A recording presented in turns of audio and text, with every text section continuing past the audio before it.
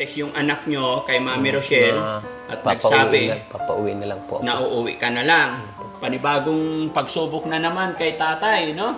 Na yung anak niya daw doon sa Leyte is na-confine. Pero dito tayo sa Maynila o kahit sa probinsya, marami naman trabaho. Basta sa simula talaga medyo mahirap. Labor lang po, kailangan ko doon. Sabay po yun. Kaya nangangailangan ako ng trabaho. Pero syempre, kailangan namin masipag talaga. Pero ang tanong ko tayo, ano ang plano mo? Saan mo gusto magtrabaho? Sa Makati o dito sa Pangasinan?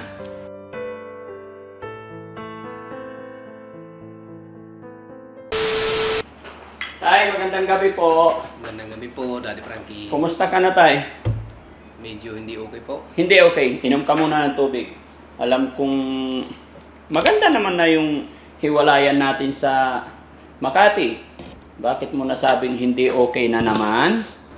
Bakit? Kasi po, kagabi po, tumawag ang asawa ko, yung bunso ko po, dinala kanina ng umaga sa ospital na confine. Andun po sa Palo LPH Hospital. Ilang taon po yung bunso nyo? 15 po. 15. Babae, lalaki? Babae po.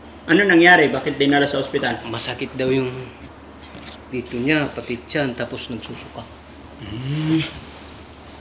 Baka nagsusuka, masakit ang balakang. Opo, sabi naman po ng doktor, kasi nag-chat kami ngayon. Ano raw, sabi ng doktor, bukas, i-ultrasound. Pero naka-dextrose siya. I-ultrasound daw bukas. Pag wala nakita doon sa ultrasound, isi-CT scan. Sabi ko na, mahal yun. Ha? Mahal ang CT scan. Buti nga po may pera pa si Rochelle, ang anak ko.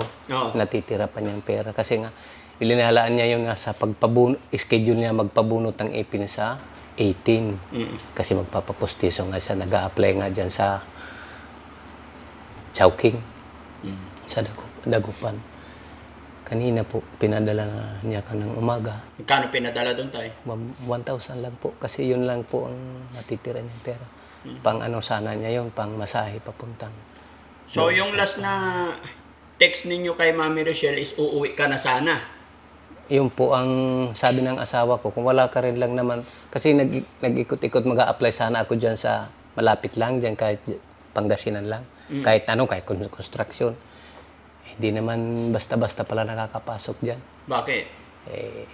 Siyempre na maraming hinahanap na mga requirements. Wala ka pa mga dalang ID? May ID lang po. Wala na. Kukuha pa po ng police clearance, NBI.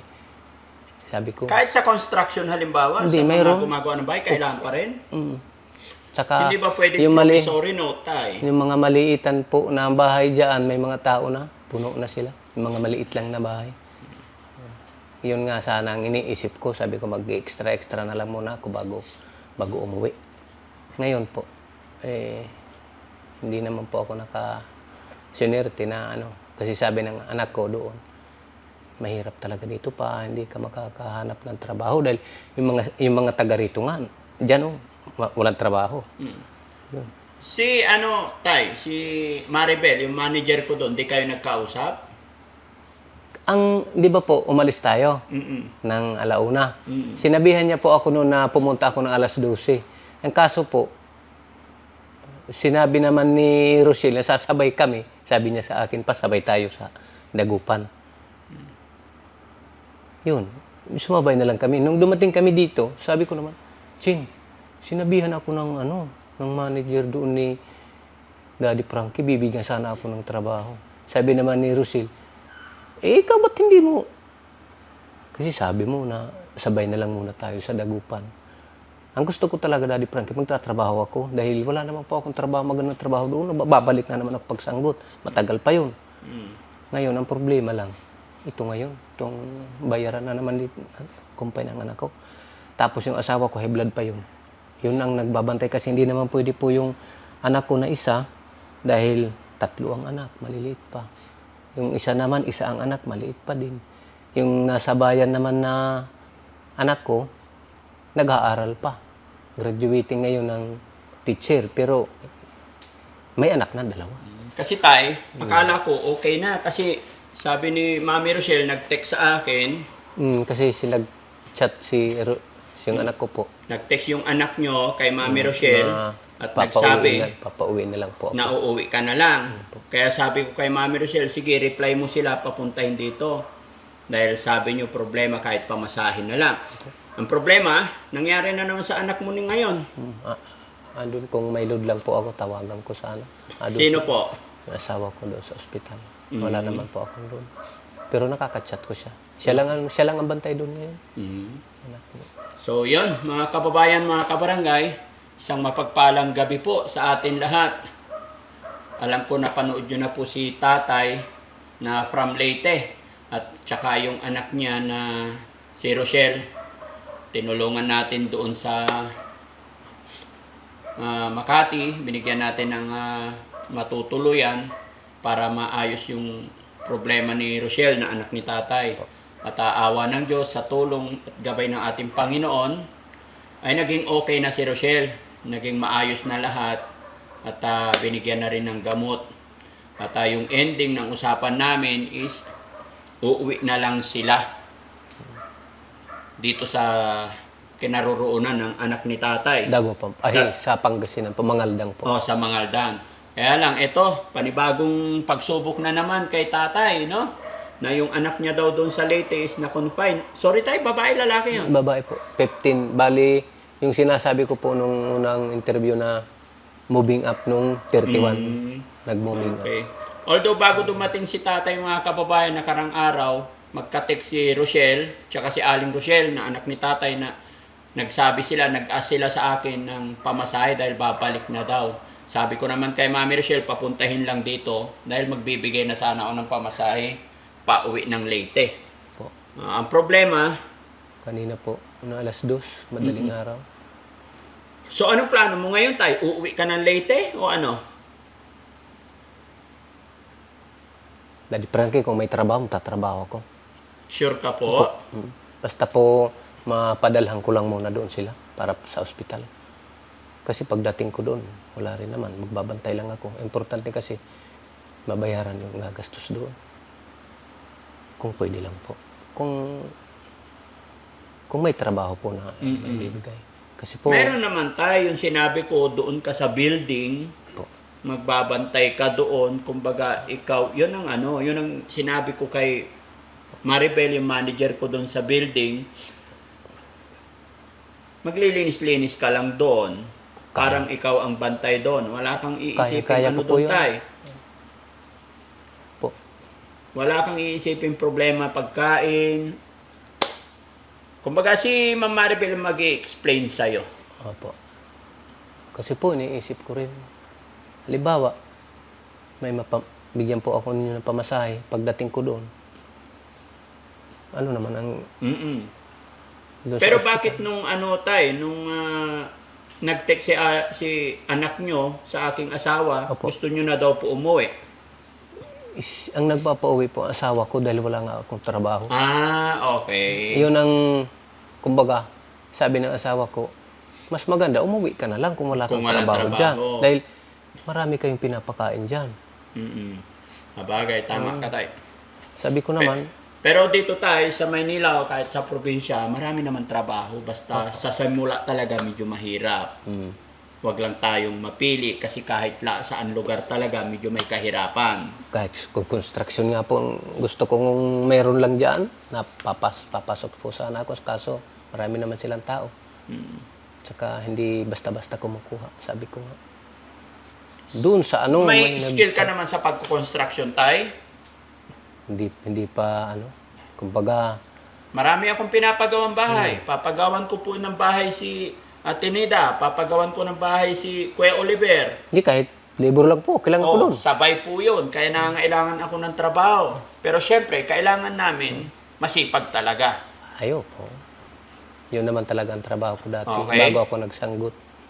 Kaya yung pagtatrabaho, nagre-reprap, construction din po yun. Tapos nagsasanggot-sanggot alalay.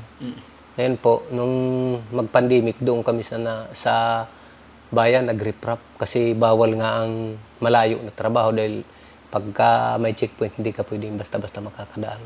Doon lang kami sa may simbahan, kay Pader. Napariprap doon kami. Eh, nung matapos, wala na. Balik na naman ako sa pagsasanggol. Sige.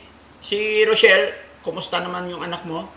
Okay lang po siya. Nag-aalala nga, nag-chat nga ngayon. Sabi ko, andito na ako kay Daddy Frankie. Kasi sabi niya, pa, hindi kita masasamahan dahil nga pamasahe. Kulang. Opo, mas malaki ang gastos sa pamasahe, lalo na. Lalo na po dito, papunta rito. Magkano pamasahe mula doon sa inyo hanggang dito? Sa, yung doon po sa Mangaldan, papuntang Dagupan, 25. Tapos po, Dagupan, dito na po sa Malasiki, 40. Tapos dito, 150. Bakit 150? Ayaw. Hinintay mo na lang sana mapuno ang tricycle, tapos baba ka lang dyan. Huwag kang mag-arkila. Hindi, sabi ko nga, May pilahan doon sa Malasiki, hanapin mo yung pilahan, papuntang Aliaga, sakay ka doon, minimum. Magkano minimum ngayon? Hindi ko alam. 10 siguro? 20? ayaw ng kahit nga sa... Ayaw talaga tayo Sabi ko, pag arkila. Pero pag nandun ka sa bayan ng Malasiki, sa pilahan, meron doon. Eh, alam nilang bagong mukha, talagang arkila. Isinalubong po ako eh. Sabi, saan ka ba? Sabi ko kay Daddy Frankie sana. Magkano ibibigay mo? Sabi ko, may 100 pa ako dito, baka pwede na ito. Sabi, hindi kaya. Sabi, Eh, ngayon, pagka ganun tayo, tanungin mo yung pilahan ng Aliaga. nag-antay-antay muna ako. Kala ko papayag ng 100. Ayaw talaga. Eh, pinakiramdaman ka rin. Ayaw talaga, Daddy Oo, Frankie. ganun talaga yung papakiramdaman. Siyempre, lahat tayo mahirap ang buhay. Pero kung ang tinanong mo, pilahan, pag pilahan kasi yun, maghihintay, may mga 4, 5, doon, magkakasundo na kayo doon. Diretso dito po yun. Oh, pero okay na yun. Okay. Hayaan mo na yun. Basta ang pag-usapan natin ngayon, Tay, yung sa'yo. Paano ba natin malalagpasan yung problema mo, Tay? Yun po ang... Kagabi nga, iniisip ko, sabi ko, okay na yung isa. Pero si... Okay na isa. Opo. Ba't itong bunso ko naman? Iyak ng iyak, talagang naglulupa sa isa. Masakit na masakit daw. Kasi nga doon Baka nakakapag... UTI yun, Tay. O kaya baka kasi iwasan natin, kaya tsaka more water lagi tayo. Iwasan natin yung mga instant noodles. Iwasan talaga yun. Bukas po Malalaman. pa kasi ultrasound May lang. UTI lang yan. Sana po ultrasound lang po, wag na yung CT UTI scan. lang yan tayo. More water. Napakamahal No? pag CT Basta scan. keep on praying tayo. Sige, kung yan ang problema mo tayo, bibigyan kita ng tingin yan. Oh, Diyos ko po. Dapang Lord. Tay, nahuli lang ito, yung message na ito, pagkahiwalay natin sa Makati, saka nag-message tong mga kababayan natin, nagpadala rin sila tulong para sa iyong anak. Although ngayon, okay na si Rochelle na iyong anak, ibibigay ko na to sa inyo. No? Bahala ka na kung anong gagawin mo. Si Ma'am OC of Australia, nagpadala po ng 4,000. Sabi po niya is para po ito sa babaeng may 2 matres. Ayan. At saka si Ma'am Marisa in Norway, nagpadala po siya ng 2,500. Ganon din yung mensahe niya para po kay Rochelle na 2 ang matres. No? So mayroon kang 6,500. Okay? 6,500 tayo. Tayo, bilangin natin. 1, 2, 3, 4, 5, 6,500. Opo. Galing po yan kay Aussie ng Australia. Okay. Aussie ng Australia, yung 4,000. Tsaka kay Ma'am Marisa, Norway. Maraming salamat po. Ano sasabihin mo sa dalawang... Maraming salamat po sa inyo. Aussie of Australia? OC po of Australia, maraming salamat po sa inyo, ma'am. At sa isa po na nagbigay din po ng Marisa. tulong, Marisa Norway. po. Maraming salamat sa inyo po. Sana po marami pa po kayong matulungan tulad po sa amin na nangangailangan po. At siyempre po sa team ng Daddy Frankie po. Kumain ka na po ba tayo? Yun ang hindi pa po. O, sige, pakakainin kita dyan, ha? May pagkain tayo dyan. Opo. Tapos, uuwi ka rin ba tonight? Iwan ko lang kung Malaki ang gastos tayo. Pwede dito ka rin matulog, bukas na umaga uuwi. Opo, sige po. Okay? Okay po. Pero ang tanong ko tayo, ano ang plano mo? Saan mo gusto magtrabaho? Sa Makati o dito sa Pangasinan? May yun, gaya ng sinabi ko, kung gusto mo construction, dalawa yung bahay na ipapagawa ko. Pwede kita isama sa aking puriman kasi papagawa ko po yung bahay ni Nida. Papagawa ko yung bahay ni Kuya Oliver. Pwede ka sasama doon sa aking puriman. Sige po, kahit saan po, kuya ko. Hindi. Gusto ko tayo, ikaw ang magdesisyon. Ikaw mamili. Saan mo gusto? Dito, Pangasinan o sa Makati? Kung sa Makati po, kahit doon na lang po din po ako matulog sa taas, doon sa mga... Opo, may kwarto ka doon. Opo. Bigyan Sige. ka namin ng isang kwarto. Sige po, doon na lang po ako. Doon ka na lang. Po. Kasi ito po bukas, papadala ko sa probinsya. Para po may panggastos sila doon sa ospital. Sige, papadala mo tayo. Dagdagan ko pa para wala ka na problema.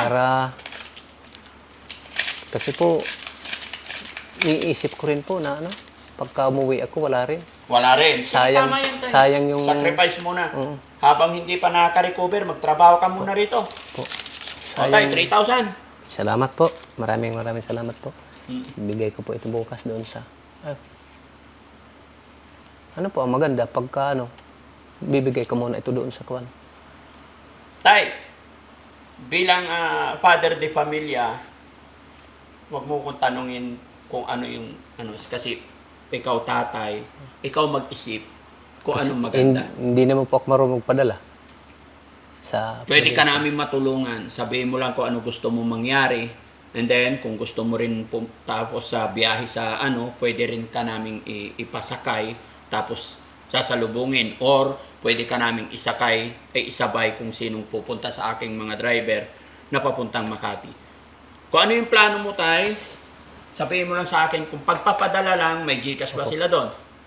Si Rusil po dyan lang mayroon. Ha? Si Rusil po dyan sa Mangaldan mayroon. Hindi. Yung doon GCash sa... number ng asawa mo. Meron. Walang Gcash po yun.